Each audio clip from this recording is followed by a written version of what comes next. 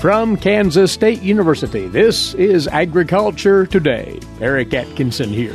Ahead today, K-State's Terry Griffin and Gregg Ibendahl will talk about their new economic analysis, which is identifying the most profitable farms in Kansas and the reasons why they excel financially.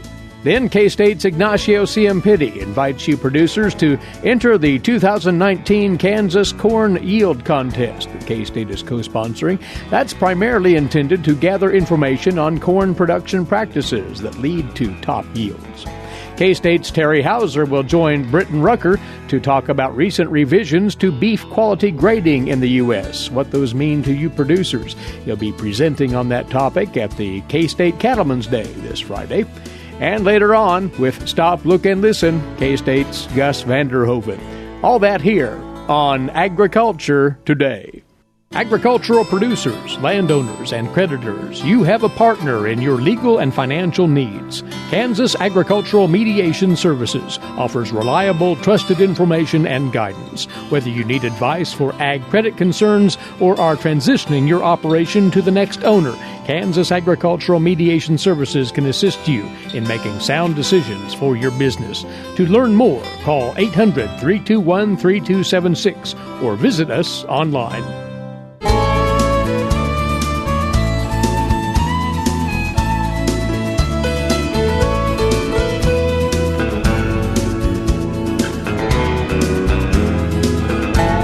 You are tuned in to Agriculture Today from the campus of Kansas State University. Glad to have you aboard once again. Two individuals from the Agricultural Economics Department at K-State are now launching a rather unique analysis, and this is going to get at what is making for success on the farm or ranch today. What constitutes a top farm economically? That could cut quite a swath, that very question, and we'll ask our guests to explain what they're getting after here with this project. Gregg Ibendahl is a farm management economist, and Terry Griffin, a precision agricultural economist, K-State Research and Extension. So, Gregg, to you, what's this initiative all about? Well, it goes back to questions I keep getting all the time from our producers and from our KFMA economists, too, is like, well, we can identify farms, and we tell if they are good or bad in any given year, but, is there any certain characteristics of the farm that we can identify that say, this makes this farm good consistently or this makes this farm not so good consistently? So that was the idea behind doing this. You want to confirm that. For Terry, there's all sorts of thought, speculation as to what does make the difference out there. Yeah, before we can evaluate these characteristics, we got to know what is a top farm, what's a bottom farm. And just because this year you may be above average doesn't really mean a whole lot, because if you look at it for the last 3 years, last 5, or in this case last 10, then those definitions start to become more valuable, because some farms bounce back and forth between top and bottom. So we're trying to come up with a metric to say these farms are consistently in your top, in the bottom, somewhere in the middle, and that's what we're having to do first. And then we're going to look at net farm income per acre. It's a pretty good metric. It's a simple one to do. It kind of gets away from farm size, so we can compare 1,000-acre farms to 3,000-acre farms. And the characteristics, well, all of them. There's no certain things that we're trying to prove or disprove. We're open to see what the characteristics that truly differ between top and bottom are. As Terry said, Gregg, the yardstick here is net farm income per acre as opposed to just general net farm income. Explain how you're getting at that. And by the way, you're using Kansas Farm Management Association data. Yeah, I should give them credit because everything we have is based on the numbers we get from them. This really kind of started from a project Terry and I had with a grad student she was looking at deciles of net farm income and kind of ranking those. And so I decided to kind of take that a step further and say, well, instead of just looking at deciles, let's actually rank the farms each year. So basically, we're taking a panel set of data, which means we basically have all the farms in there for all 10 years of the analysis that we're looking at. We're going through, and every year we're ranking those farms in order from top to bottom based on their net farm income per acre. And then what we're doing is we're taking those yearly rankings and averaging those and then coming up with the average mean of those yearly rankings. And then we're saying, well, if you're in the top group consistently, you're considered to be a top farmer. If you're in the middle somewhere where you maybe bounce up and down from year to year, or maybe you're consistent in the middle of the pack, you're a middle farmer. And then if you're consistently ranked toward the bottom, we'd have to put you in the bottom part of the farms. Now, to point out this is overall net farm income for the operation. You're not breaking this down by enterprise at this point. Not at this point. We're going to have a series of articles. I think we're aiming for 20 between now and the end of the year. And at some point, we will break that down by enterprise. But currently, we've got this broken down by region, East, Central, and West Kansas. But when you take a look at it, I hope everybody reads this in detail and realizes that with this wonderful data set, probably the best data set in the entire world for financial and agronomic data of this kind. For instance, in western Kansas, we've got, 45 farms that have been in the system each year for the last 10 years. So when we start slicing this 10-year panel data set into, let's say, crops or types of farms, it's going to even get smaller and smaller, and we're going to lose a lot of sample size.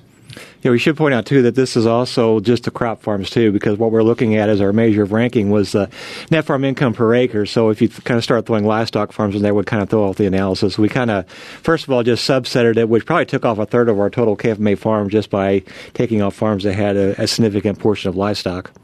This effort so far is more or less a table setter for what you'll do from here forward, but you have come up with some conclusions. Mm-hmm. Terry said there is a breakout central, east, west parts of Kansas.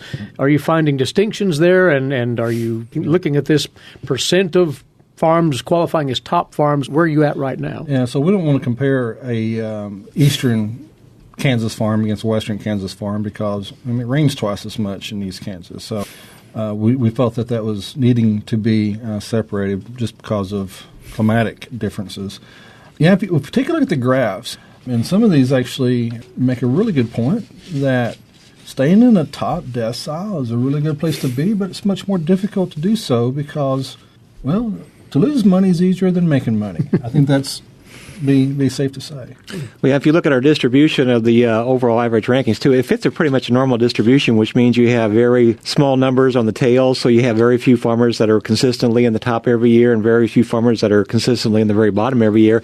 And the vast majority of farms are probably somewhere in the middle, which means there's really about two ways they can be in the middle. One is you consistently rank in the middle of the pack every single year, or the other way would be you have one good year that's offset by a bad year, and you kind of the average out, you kind of in the middle somewhere. So the majority of the farms are kind of in that middle of the pack. What we're going to do is kind of concentrate really our analysis probably on looking at that very top portion of the farms and actually see what about those top farms makes them different from everybody else. If you talk in strictly dollar terms, though, it looks like that range on the top is somewhere in the $200, $250 area, something to that effect then? Yep. So, let's pick out one. For instance, East Kansas, 1 year, hit about $400 per acre. Even if we don't look at the extremes, we'll just look at decile 2, which means it's not the top 20%, but it's the top 20 to 40%, hovering right at $200 the last 10 years. Yeah, that's when the all 10 years average together. One thing we ought to point out, too, is that on any given year, we almost always have about 10 to 20% of our farms always lose money. But luckily, it's not the same 10 or 20% of farmers doing that. Otherwise, I think they'd be out of business pretty quick. So actually, if you look at the last 10 years, practically every farm has made some money. I think part of that is due to the fact that the initial 10 years of this analysis are some pretty good years for our KFMA program. I think if we extend this thing further, I think that would change over time. But right now, with the years that we have in there, most farms have at least broken even over the last 10 years. But to your point, you look at the charts, they're clearly on the decline since 2009, 2010, so forth. 2015, obviously, was a pretty tough year, had some negative incomes across the state. 2016 also hasn't bounced back yet, but 2008 through 2017 was our 10-year view. Yeah, we don't have any data yet in from 2018 yet. That'll be coming in probably like May or June, so we don't have that data to include yet. But right now we have basically from 2008 to 2017. So you look at this baseline data, to the moment anyway, and what's it telling you about our general profitability out there? Or is it too early to make those calls given that this is only the opening phase of this research? Well, I think we can make some pretty generalized statements right now, and I think, we know this, is that farms, no matter how good, how top they are, they're still very sensitive to the commodity markets. No one's immune to this. then the next step now is, now that we know there are differences between the farms, is trying to explain, why does that difference exactly exist? What actually makes someone a good farm versus not a good farm? So that's going to be our next step, is to look at different factors. The first couple of ones I'm going to look at right now are going to be looking at are bigger farms more profitable, less profitable than smaller farms, and looking at the amount of debt on your farm. So those are the first two characteristics. There's a whole bunch of things we can look at, the age, the amount of land that you rent, the crop mix that you have. I mean, really, it's almost infinite number of things you could look at. Yeah, and that's why we have this series of articles planned for this year. I'm sure our listeners have seen these statements about, these are the 10 habits of successful CEOs, and those have never...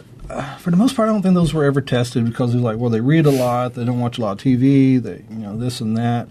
In our case, we want to make that same statement, but we're going to make sure that these things that we're going to identify are statistically different between the top and the bottom. And right now, I'm completely open to any of the variables we have in our data set. Right. So this is, again, the opening part of this study. Gregg, as you say, you'll be posting as you come up with more of these independent factors and examine those closely. You'll be putting out what you find out in those areas on the agmanager.info website on a regular basis. Yeah, our plan is basically kind of analyze like one factor a week and then publish that up on Ag Manager. Very good. What they're doing is they are analyzing what makes a top farm in an economic sense around Kansas. And right now the data concentrating on crop farms out of the Kansas Farm Management Association. There is this paper, Gregg, on agmanager.info right now covering the basics, right? Yes, it's up there now. Very good. Look for What Makes a Top Farm, the overview, at agmanager.info, and it will be quite intriguing to see, fellas, how this turns out, cranking out information that hopefully will provide guidelines to improve profitability as we further dig into the actual factors at work right now in our farms and ranches. So appreciate your time. We'll have you back again soon. All right, thanks. Gregg Ibendahl, Terry Griffin, agricultural economists, K-State Research and Extension. Once more, they have started this series, and hopefully we'll have them back soon to take a look at what they find out next in this area of defining the top farms in Kansas economically and what makes those happen. You're listening to Agriculture Today. We'll be back with more in a moment on the K-State Radio Network.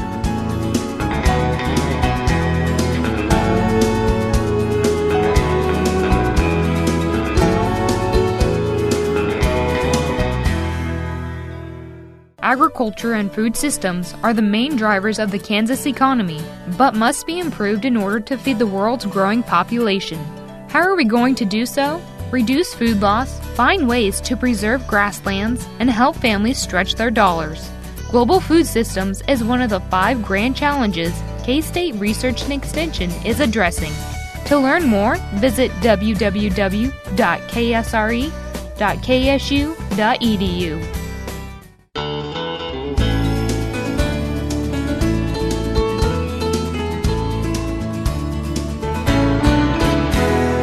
Welcome back. You're listening to the K-State Radio Network and Agriculture Today. Mike's side once more is crop production specialist Ignacio Ciampitti, K-State Research and Extension, on a couple of matters relating to corn production in the state. And in a moment, we'll discuss what may be ahead with these cool and damp conditions having brought into question whether or not we can get that corn crop in the ground on time this spring. More on that in a moment. But you wanted to review something that K-State just took on for the first time this year, Ignacio. It sponsored a corn yield contest. Tell us what that was all about.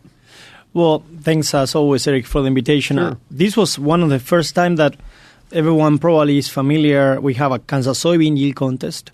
And we also have in corn, we have a national corn yield contest. So we came up with this kind of idea of what if we start motivating farmers to enter into a state contest. And so we worked together with Kansas Corn, and then we design and implement for the first year, this 2018, Kansas Corn Yield Contest.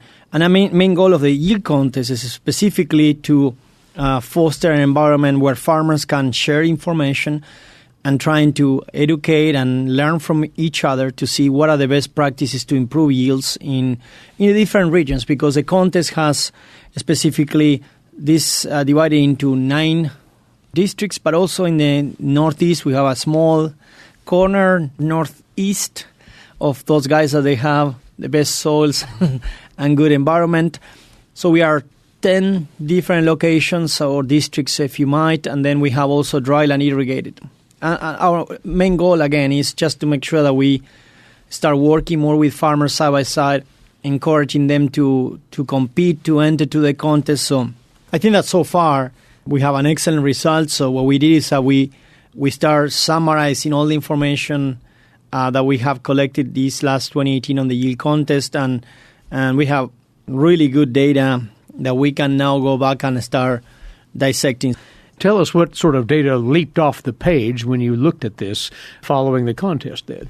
So we have a nice concentration of fields across the state. We have, large concentrations of entries from Northeast, but also we have several entries from Northwest, South Central, and then a little bit on the West Central side. And one of the things that we start looking on the yield contest, so if you look at the entries, most of the entries were close to 200 bushels above. We have entries on 100 bushels. In fact, sometimes, when you discuss with farmers, you need to emphasize that in many situations, we're not looking for the highest entry, but for that district, maybe 150 bushels might be the highest. Mm-hmm. And if you're in a dryland situation in no good precipitation environment. So, but a few things that we learned, things that we described from the data we collected. Planting days never start after April 10th. So that gives us some indication that most of the high-yielding data was not coming exactly from really, really too early, but around mid-April and then until the first week of May. Most of the data shows, 30-inch row spacing. There's few, individuals, farmers that they were working on 15s. In overall, the average seeding rate is around 30,000 seeds per acre. And there were a few interesting things. If you look at the yield potential, which we always tend to emphasize this, anytime that we are delaying planting date, so that maximum yield was going up from April 10 all the way to late May.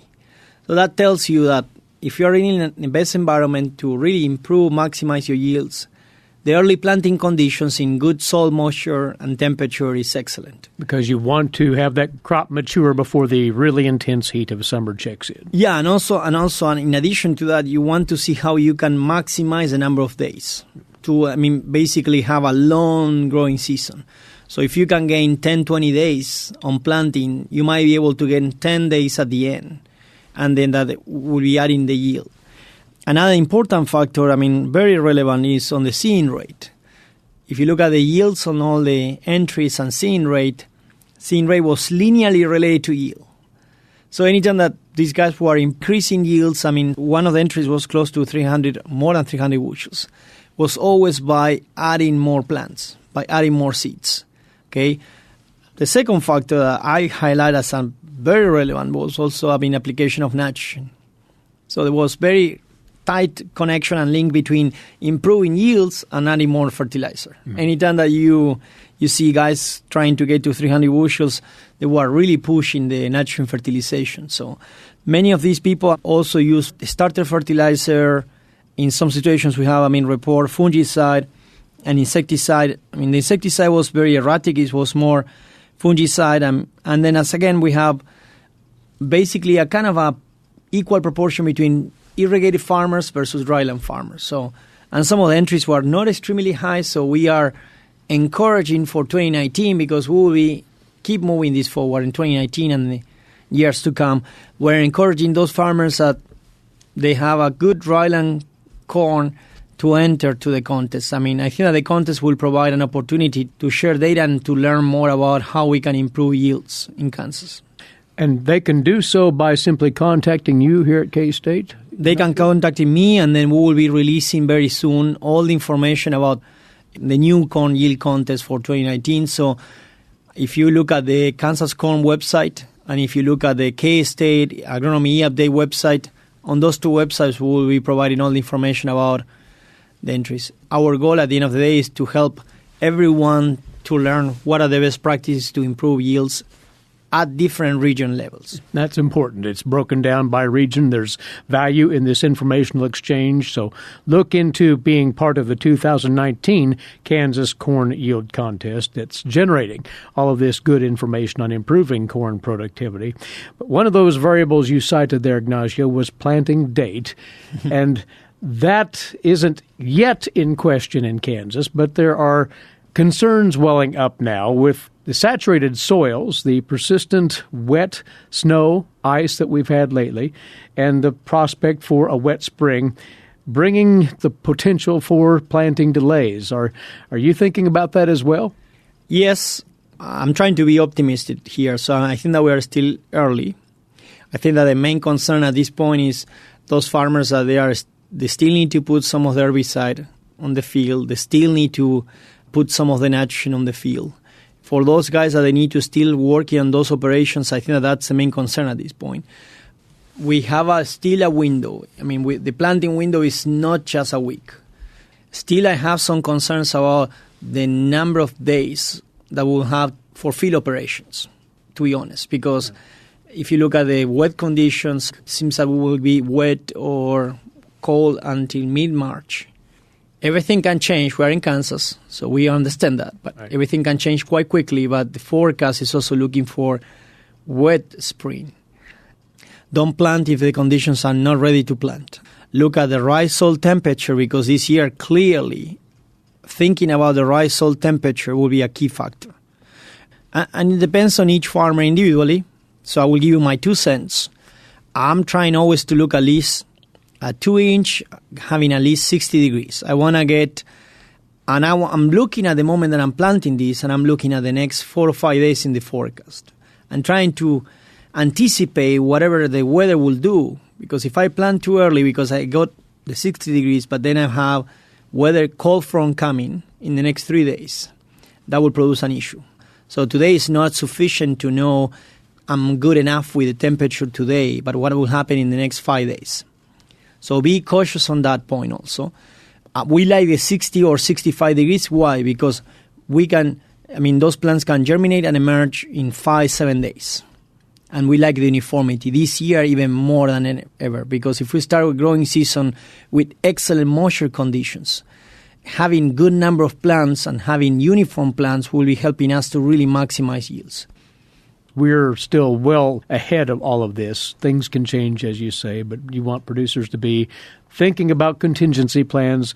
It might even be to the point, if delays are extended quite far, to looking at hybrid selection changes. For sure. Shorter season. Exactly. Yes, all the time. If you are looking about extreme delays, I think that then this is the moment that you need to start thinking about having contingency plans, or start discussing with your seed dealer what are the options in terms of moving from this full maturity to something that will be maybe a little bit short, still adapted to Kansas. We don't want to have anything way too short that is coming from another areas or regions. Something that is still adapted to Kansas, but something that you know that you can finish. Because the challenge is, if not, we will have, like last year, harvesting some of the times in Thanksgiving on Christmas. Don't want that again. And we don't want, at least we want to make sure that all the decisions that are coming from us in terms of hybrid selection, planting date, or seeding rate that can help to finish the crop. We need to make sure that we take care of that. And then, if we are going way late for our target planting date, then we need to start thinking about switching to short hybrids. Things to ponder. Ignacio, we'll have you back as our planting conditions become more clear in the weeks ahead, and hopefully things will sort out where corn producers can get in the field in a reasonable state and get that new crop in the ground sufficiently. Thanks, Eric. Thank you for coming over. Ignacio Ciampitti, crop production specialist, K-State Research and Extension, with us on This Agriculture Today. We'll return shortly here on the K-State Radio Network.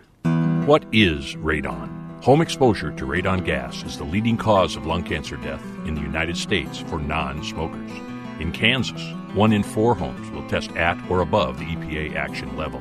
The Surgeon General recommends all homes be tested and fixed if necessary. Visit kansasradonprogram.org for more information. Test, fix, save a life. This message brought to you by the Kansas Radon Program, the Kansas Association of Broadcasters, and this station.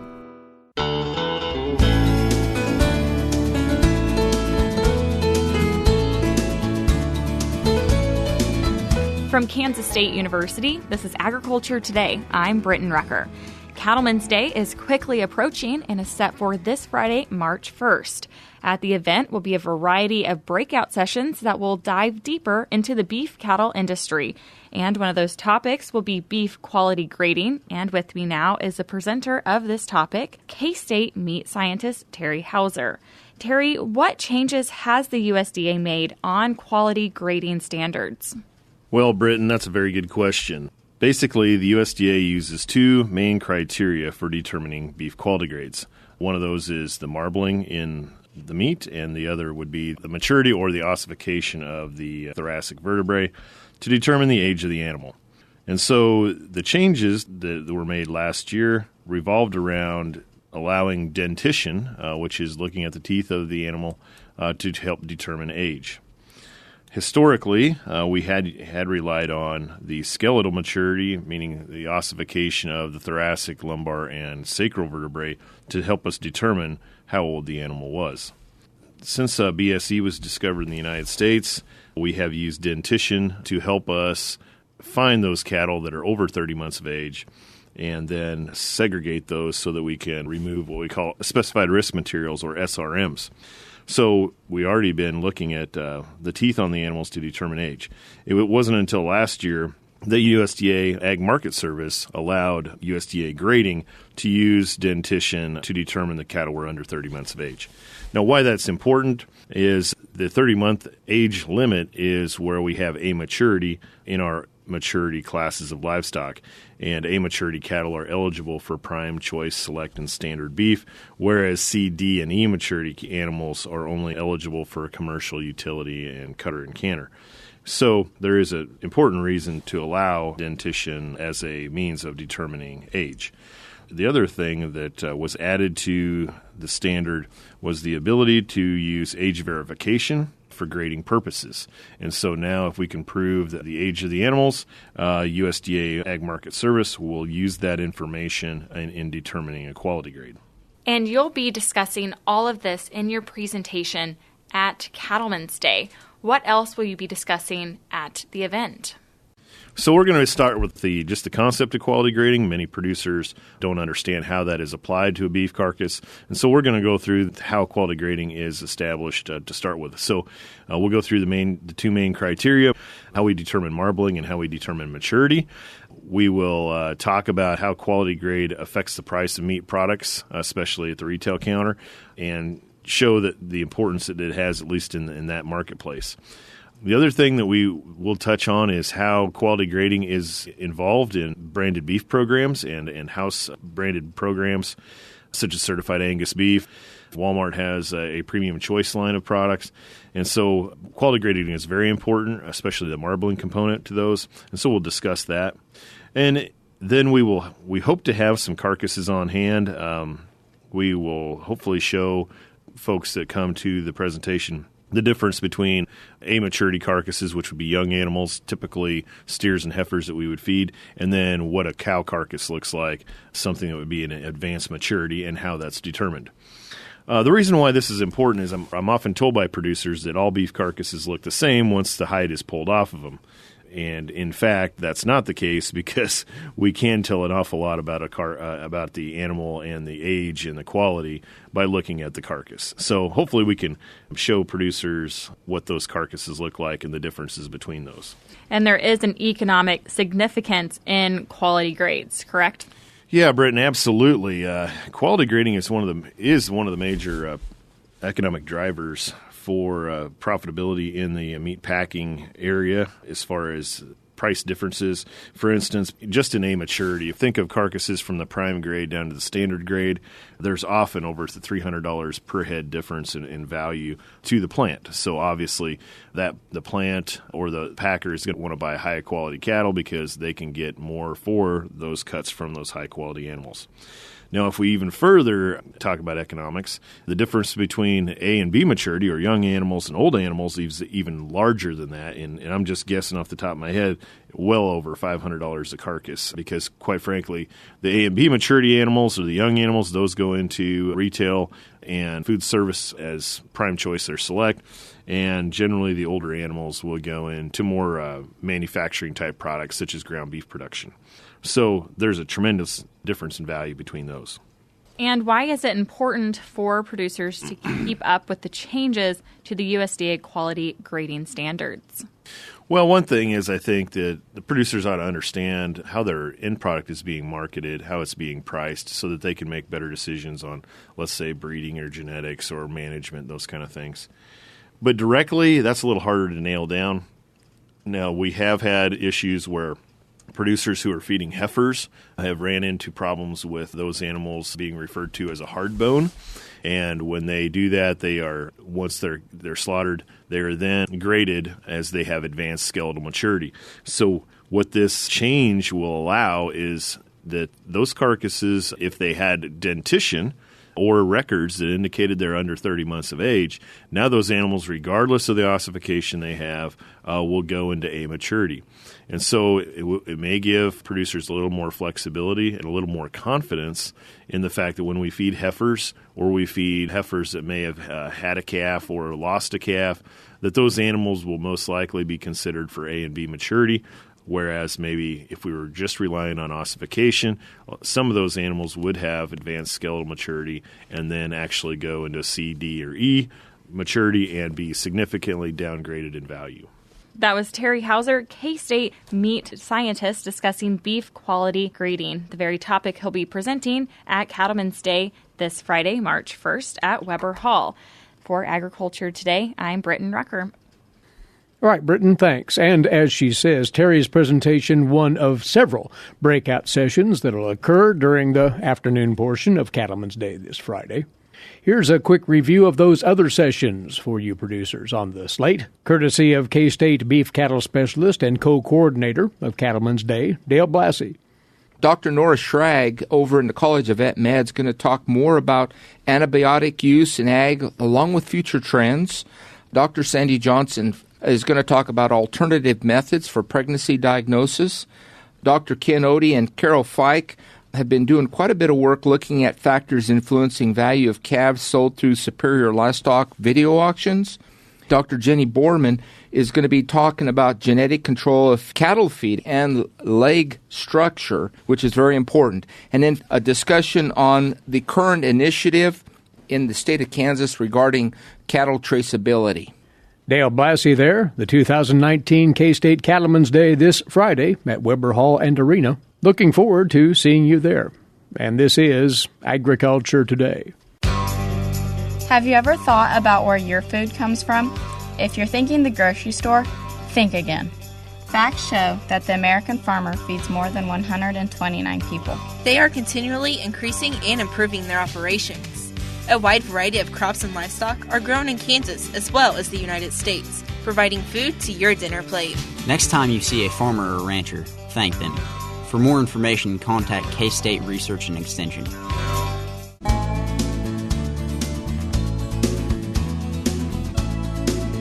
This is Agriculture Today. Stop, look, and listen. Melting water was coming down everywhere, and the creek was frothing. That's Gus Vanderhoeven of Kansas State University with comment on life in rural Kansas. If you had to drive a tractor with a hay bale to the cattle last Saturday, it was a muddy, wheel-sliding job. I hope you wore boots and took careful steps opening the gate. It was a gray day with overcast, low clouds. At times, one direction was darker, and that darkness produced the pelting rain, which at times sounded like hail or became snow with rain intermixed. It was a winter day. That was Saturday. The dark field showed dirty white blotches of old snow against banks or along the fence line, and water stood in places if it couldn't run away through a gully. Around feed troughs, water stood in the old hoof prints cows had made earlier. You had to be careful not to lose your boots walking in that half-frozen porridge. I made a brief trip to the farm and took a short walk. I wanted to see how high the creek and gullies were running. Melting water was coming down everywhere, and the creek was frothing. It was running fast, but not that deep. It was not a flash flood. It was grey-looking meltwater. Walking the ridge path through the woods following the creek, I could look across the hay meadow on the other side. Most of the snow had melted. Walking along, I followed busy deer trails. I kept my eyes to the ground in hopes I would see another shed, a dropped antler. Oh, I know they must be all around. As I looked at the melting trails.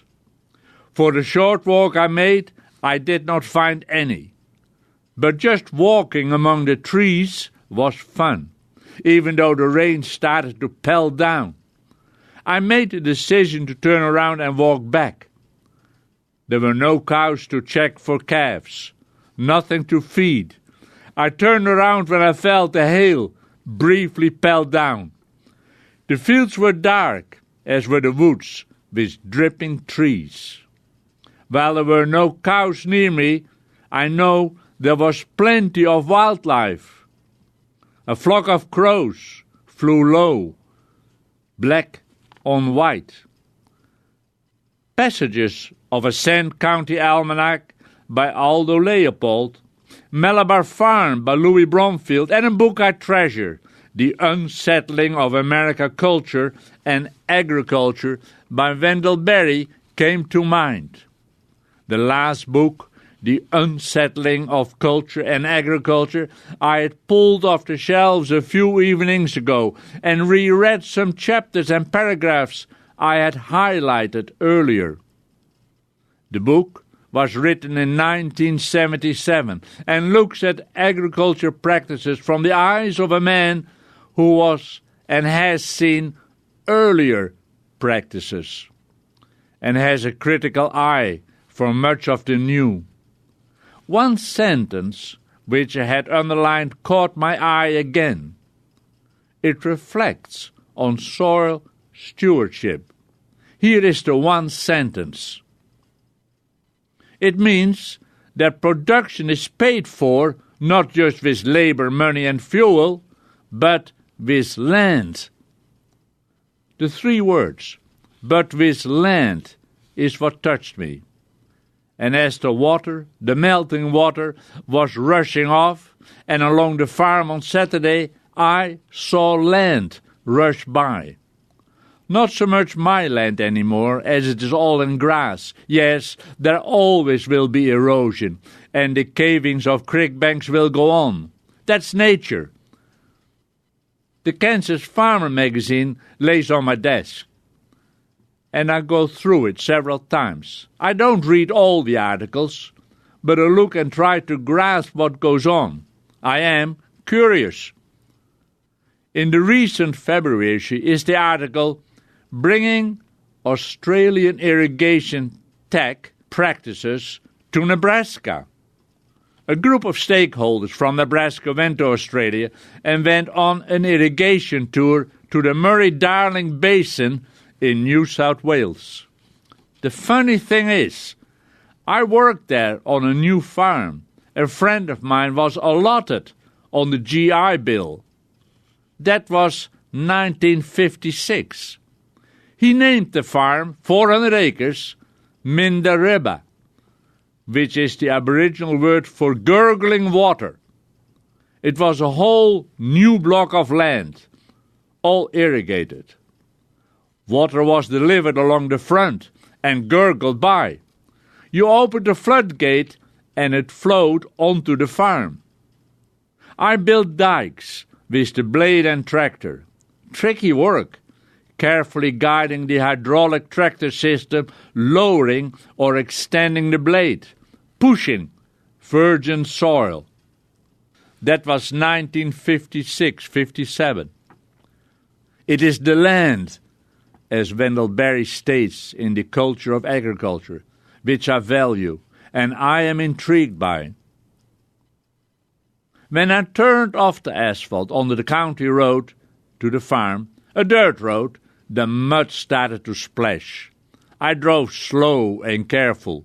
I could feel the truck slide on the sludge on top of frozen road. At one time, I splashed mud on the windshield, and for a moment I couldn't see anything until the wipers cleared the windshield. Whoosh, whoosh. For a moment, I might as well have been a deep-sea diver. A neighbor farmer had pulled large round hay bales to the edge of the field. Smart move. Driving on the land now leaves deep, muddy, dark tracks. You don't want that. Always remember, it is the land and the soil which carries the farm.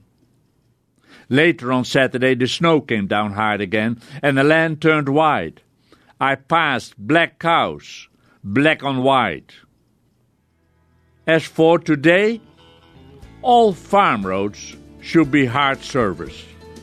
We had a good frost. Gus Vander Hoeven of Kansas State University with his weekly commentary on life in rural Kansas. With that, our Wednesday edition comes to a close. As always, thanks for listening, and for Britton Rucker, Eric Atkinson for Agriculture Today. This is the K-State Radio Network.